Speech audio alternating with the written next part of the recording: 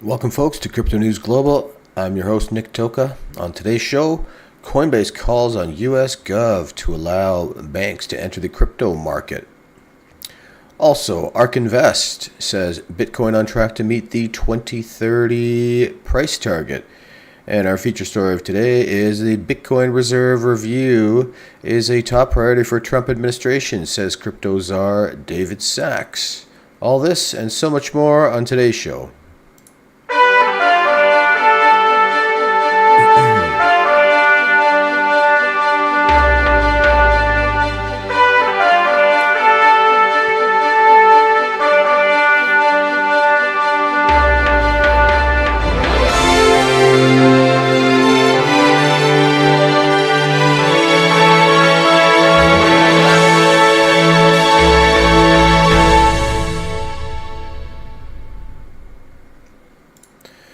Welcome, folks, to Crypto News Global. I'm your host, Nick Toka. Today is February 4th, 2025, and the roller coaster ride in crypto continues.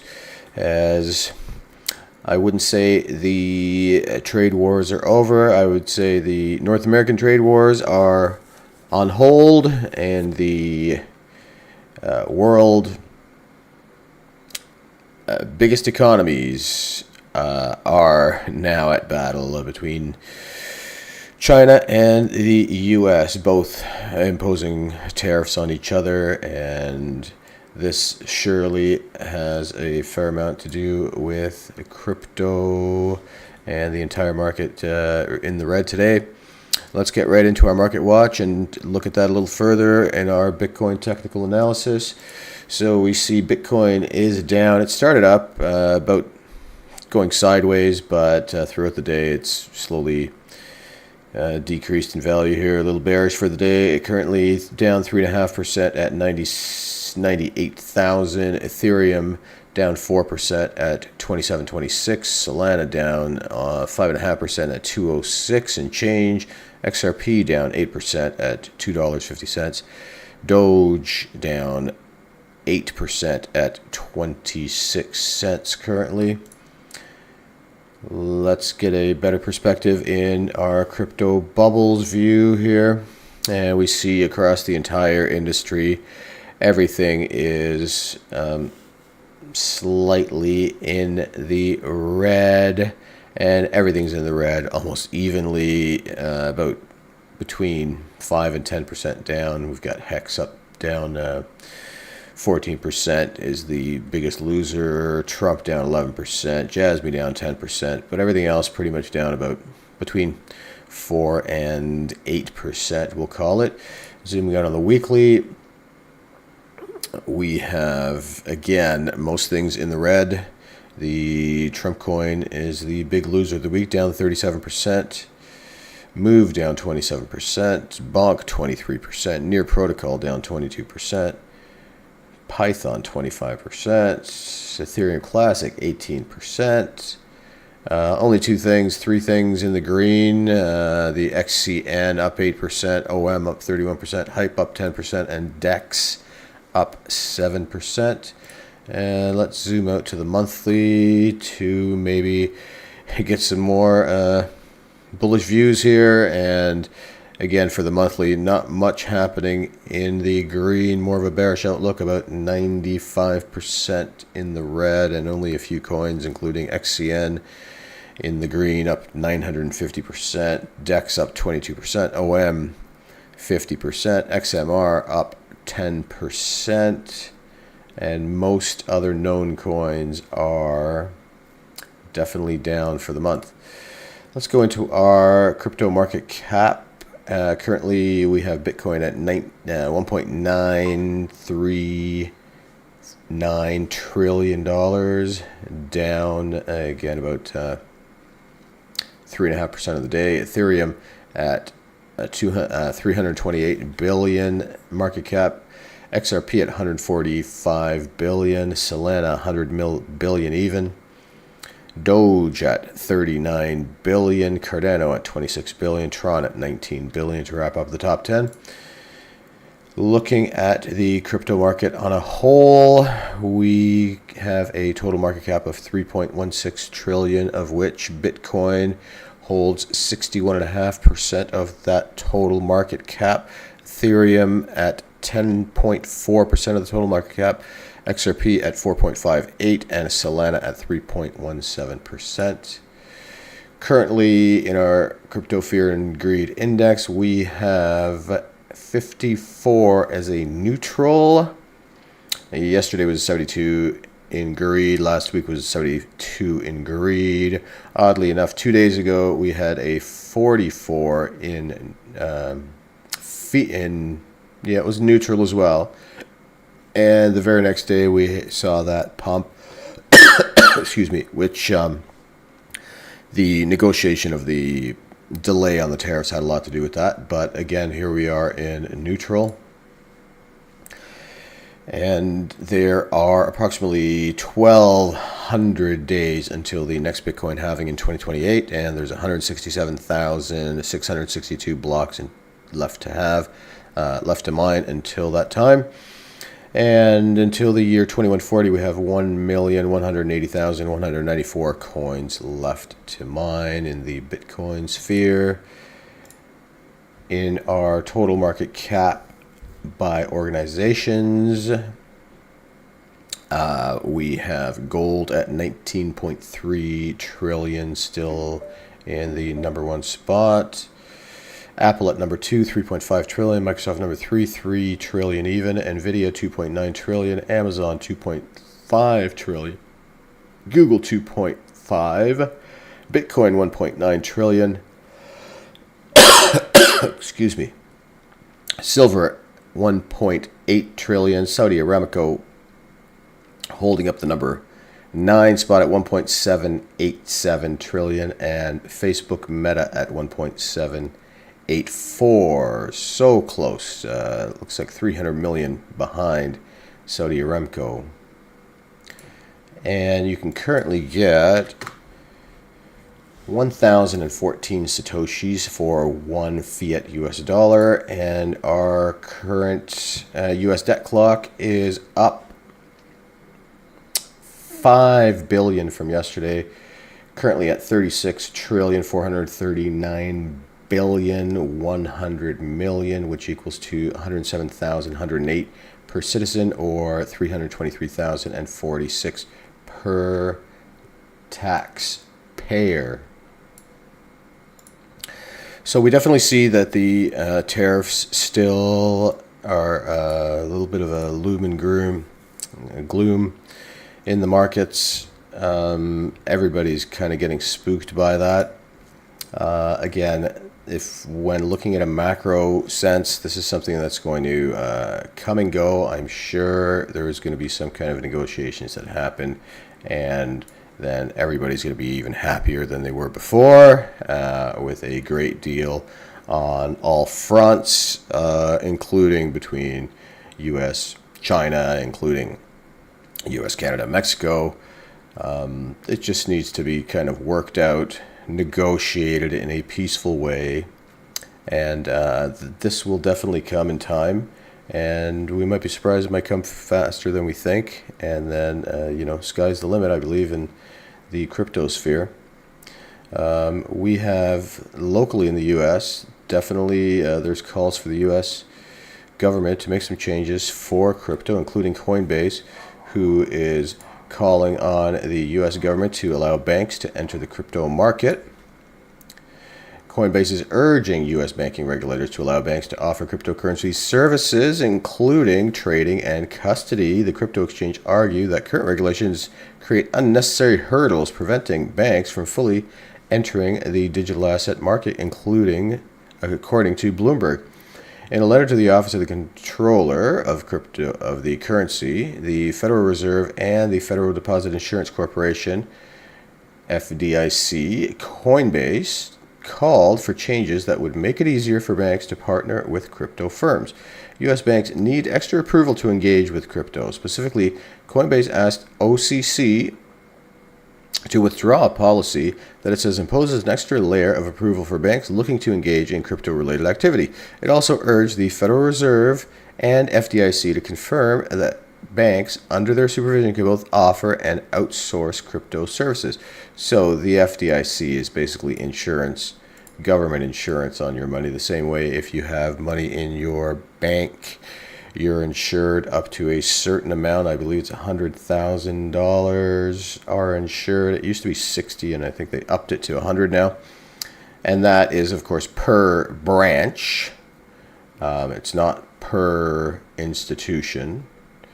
So they're asking the FDIC to also, and the feds, to add the same kind of thing to them, which makes sense.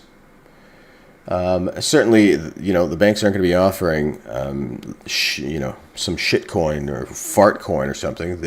This will be for the cryptos that hold their value. We're probably talking about the top three. When we go back into our charts here, I could see the FDIC insuring, these, right? Bitcoin, Ethereum, XRP, Solana, or maybe even Bitcoin and only XRP, or Bitcoin, any of a combination of the above.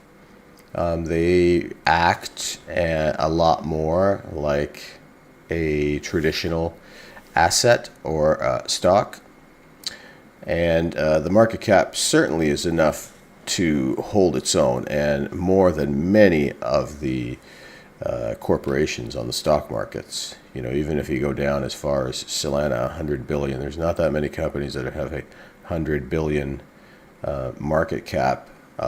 Definitely there are some, and here they are, but we've got to go down. Let's see if we go down to the 100th. So I suppose everything at the 100th, largest corporations, which 98 is Texas Instrument, then 99 Siemens, and then S&P Global. It's worth 159 billion. So going back to the crypto here, 159 billion would definitely bring XRP in the mix, Ethereum in the mix, and of course Bitcoin, which is number 7 overall, including all assets in the world. So back to the story, the Coinbase is saying, hey, FDIC, they have a huge market cap. You should be backing these as well. Banks have been hesitant to enter the crypto space due to regulatory uncertainty. Between 2022 and 2023, the FDIC reportedly told some financial institutions to pause or limit their crypto activities. This led banks to step back from offering digital asset services despite demand from institutional and retail investors.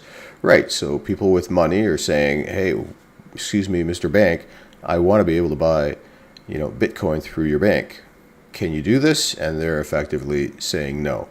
Coinbase's push comes as a regulatory environment shift under President Donald Trump administration. Trump has appointed regulators seen as a more open to crypto and recently repealed the SEC rule that made it costly for banks to offer crypto custody.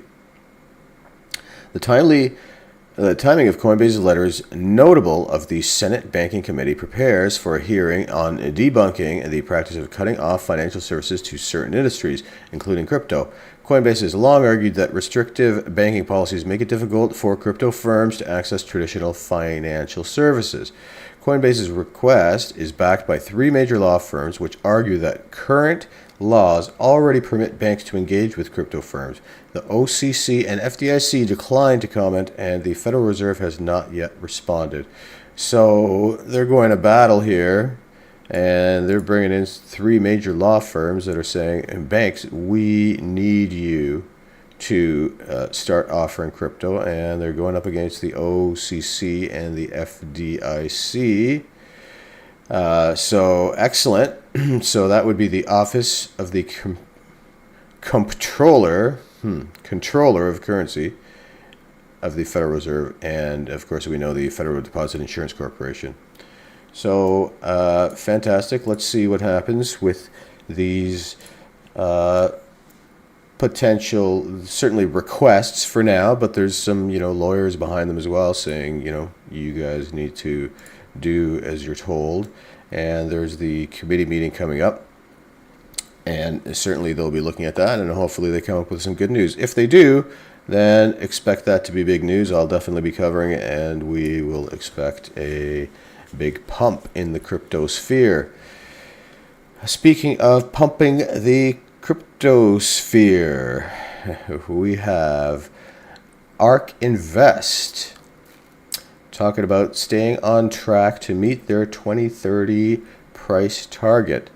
And we all know that ARK Invest has very bullish targets, with Bitcoin price battling the 100,000 range. ARK Invest is convinced it's on track to hit the 1.5 million target for 2030.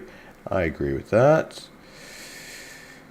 Hey, American asset management firm ARK Invest has released its Big Ideas 2025 report, sharing insights on Bitcoin and other aspects of the blockchain ecosystem. In the report, the asset managers highlighted the growing adoption of Bitcoin, while public companies and the key catalysts that set it up for success. The ARK Invest prediction for Bitcoin.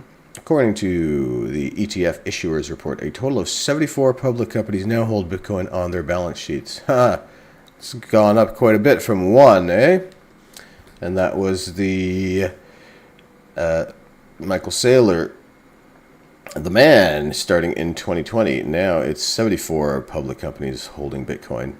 The report highlighted that the value on corporate balance sheets quintupled during the past year, from $11 billion in 2023 to $55 billion. Among the firms with a Bitcoin portfolio include MicroStrategy, Boya Interactive, and crypto mining firm Mara Digital. ARK Invest also hinted at the resilience of Bitcoin in the past few years as it absorbed major selling pressure. In 2024 alone, the report highlighted German government BTC sales, Mt. Gox sell-off, and shift in U.S. government holdings as headwinds the coin survived. The asset manager said Bitcoin price is on track to hit its 2030 price target of $1.5 million. It unveiled three major scenarios, including bear case, base case, and the bull case. In the bear case, ARK Invest predicted $300,000 price target. Very bearish. For 2030, that's very bearish. The firm predicted 700,000 target for base case and 1.5 million bull case by 2030. ARK Invest and broader industry outlook. The report also touched on other aspects of the digital ecosystem, including the emergence of AI agents and trends in stablecoins. Recognizing how artificial intelligence has been shaping the world, it predicted faster monetization trends for firms like OpenAI. Specifically, it noted that OpenAI can surpass $10 billion revenue this year, faster than social media firms. Meanwhile, there is a growing competition in the AI ecosystem, stirred by China's DeepSeek, amidst the OpenAI launched ChatGPT for agencies in the U.S. and enhanced security. ARK Invest noted that this rapid innovation will stir increased demand moving forward. The investment giant also touched on stablecoin, considering one of the fastest growing segments in the industry. Stablecoin volume touched $270 billion in 2024, with Solana, Tron, Ethereum, and Base in the spotlight. In addition, ARK Invest touched on digital wallets and scaling solutions as innovations to watch out for. The changing crypto ETF scene. Beyond the Big Ideas 2025 report, the Cathie Wood-led firm is a big participant in the digital currency ecosystem. Beyond its issuance of spot Bitcoin and ETF products, many expect it will join the growing list of firms pushing for an alternative ETF approvals with the U.S. Securities and Exchange Commission. While its key partner, 21 Shares, filed for Polkadot ETF, product recently. Experts believe ARK Invest will make a related move soon. The new leadership change at the US SEC is considered a positive factor to drive this major pivot to more altcoin ETF for the firm. Yes, indeed. I would personally suggest, before going with the altcoins like Polkadot, they might want to solidify some XRP ETFs. I don't think they have. Someone wants to shout out and correct me if I'm wrong, but I believe there's a Ethereum, but not XRP yet. I know they're slated on being hopefully approved sometime this year. But definitely there's more good news on the crypto front, because we have the SEC chair, Gary Gensler, out of there. He's fired. Well, he stepped down, but he knew he was going to be fired, so he stepped down. But we also now have a crypto czar, which was appointed by Trump's administration. And that leads us into our next story. Bitcoin reserve is top priority for Trump administration, says crypto czar David Sachs.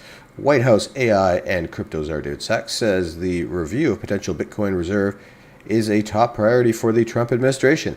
At a press conference with Republican lawmakers, Sachs said the president's new working group on digital assets will first consider whether the U.S. government should hold Bitcoin as a strategic reserve asset. One of the things that the president instructed us to do was evaluate the idea for a Bitcoin reserve. So that is one of the first things we're going to look at as part of the internal working group of the administration. So as soon as we get all that set up, we're still waiting for some cabinet secretaries who are on the working group to get confirmed. So we're still in the very early stages of this, but that's one of the first things we're going to look at. Amazing. See, crypto, Bitcoin should be pumping on this news here. It is the feasibility of a Bitcoin reserve. I think the concept of the sovereign wealth fund is a little separate, okay? Which he announced, Trump announced yesterday, there's going to be a sovereign wealth fund, and certainly a lot of people in the Bitcoin realm jumped on that, considering it to be a Bitcoin reserve, but he says, I think the concept of a sovereign wealth fund is a little separate. Fair enough. On the campaign trail, Trump said his administration would stop selling its trove of seized Bitcoin on the open market and instead strategically hold the asset as an investment. And late last month, Trump signed an executive order to evaluate the creation of a national strategic stockpile that could include both Bitcoin and other unnamed crypto assets. At today's conference, lawmakers also took questions on efforts in Congress to set up a clear framework for digital assets. A new proposal from Republican Senator Bill Hagerty, called the Guiding and Establishing National Innovation in the U.S. Stablecoins, genius, that's the acronym, Guiding and Establishing National Innovation in U.S. Stablecoins, Act, aims to clearly define stablecoins and require issuers to provide audited reports and meet capital reserve requirements. Absolutely, makes it sense. They're basically saying, if you want to be a stablecoin, you've got to be legit and show us your clearly defined requirements and audited reports and meet capital reserve requirements. So can you back up your stablecoin? If I want to take out $1 million, can you quickly trade your stablecoin into $1 million fiat dollars? It makes sense what they're saying, and I like it. And the fact that there is a AI and crypto czar now for the first time, and he's saying that this is one of the first things they've been instructed to look at. That's amazing news for Bitcoin. Hopefully this helps a little bit with people's financial literacy and in the crypto sphere. And again, I always say that if you want to get into crypto, first of all, you don't need $1 million, or you don't need 100 grand to buy a Bitcoin. You can buy a fraction of a Bitcoin. That's what Satoshis are. They could be, one Bitcoin could be split into 100 million Satoshis. So if you want to start with $10, you could start with $10. It's just like any traditional financial asset. You can average, call it dollar cost average on it. If you're afraid to drop some big money on it, don't, right? Dollar cost average, go in monthly, go in over a long period of time, and the same way you would with the traditional investments, and that way you're going to get it at the ultimate lowest price. There definitely is this fear of missing out, but there's also the cyclical aspect of Bitcoin and the entire industry, in which every 4 years there is a Bitcoin halving, and generally the year after the halving is the height, and that's when you hear all the hype and the all-time highs. But for some time after that, so we're talking about toward the end of this year, there's going to be a downturn, and that downturn might be this current price. If things hold true historically, then the price could 3x from here. So if it 3x's from here and goes to 300K, then the downturn in those lull years after, and so in this case, the next halving is going to be 2028. So I'm talking about 2026, 2027. The low price might be 100 grand if it's going to triple from here. So average in, dollar cost averaging, always a good idea. Sure, you might have some FOMO, fear of missing out. And if you have a large cash reserve, certainly putting your money in Bitcoin should, in the long run, be safe, especially the way they're printing money and debasing, pretty much every currency on the planet. So hopefully you guys gain some financial literacy from the show that we do every day. And hopefully you learned also from it that money is abundant and money is everywhere. And it is time that you need to hold in the highest regard, because time is what's scarce. Spend less than what you earn, also part of financial literacy. Get rid of those debts, get rid of those credit cards, stop paying interest to the bank. If you have a credit card or a mortgage or a loan, remember, it's not your money. It's the bank's money, and they do want it back, and they want it back with interest. So don't treat it like your own. If you're barely getting by, find every single person I've talked to says, "Oh, I just can't find extra money to pay my debts. I just can't find extra money to save." However, when you look at a detailed breakdown of money they spend every month, every single person has been able to find somewhere that they can say, "Oh, you know what? This is a little exorbitant. Let me not do that. I don't need to go to the movies 4 times a month. I don't need to go to a play every 2 weeks. I don't need to buy a $11 latte every day. I'll make my coffee at home." Times 200 days a year, there's, $2,000, right? You found your money. That's almost $200 a month. So look at yourself. Everybody's situation is different. Break it down. And of course, you want to still have your coffee and your latte. Don't deprive yourself of fine things that make you happy. Remove the things that aren't doing anything for you. Those things you're spending money on that really don't affect your life and don't make things better. Do you need 50 pairs of shoes? Or are you okay with, 5 or 10? Do you need to go buy a new shirt every 2 weeks, every month? Guys typically are not as bad as the ladies, I have to say, in terms of clothes shopping. But You certainly can find some saving in there, and everybody's different, and everybody needs to look at their own situation.